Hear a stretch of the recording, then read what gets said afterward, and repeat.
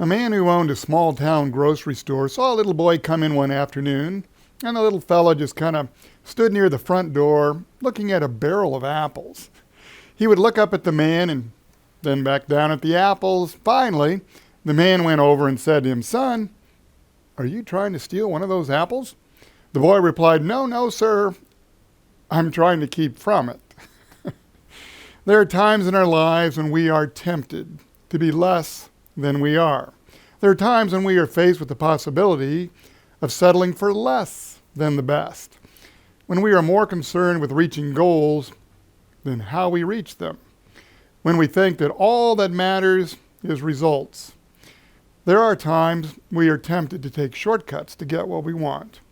And there are many times when we are tempted to think of ourselves before others, even God. And there are times when we are tempted to do what is evil, even though we know it's wrong. Today is Ash Wednesday, the first day of Lent. You know that because I have ashes on my forehead. On this day, this first day of Lent, we begin the 46-day journey to Easter. And each week on Sundays, we will be thinking about Jesus heading toward Jerusalem and the cross and the empty tomb. On Wednesdays, we will be the jury as another follower of Christ is convicted of another crime against humanity and against God. Now, the common thread throughout all of this is the idea, the knowledge, the fact that Jesus was tempted just as we are, and yet he didn't succumb. He didn't give in.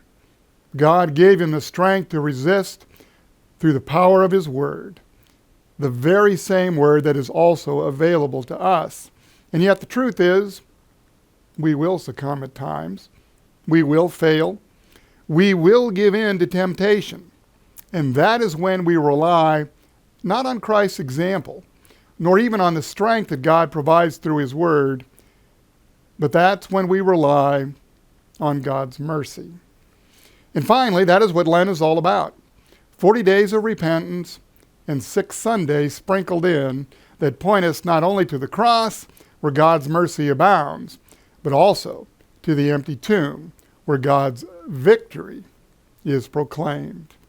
So I hope to see you during Lent, but more importantly, I pray that you will see God in his mercy and know his victory over sin.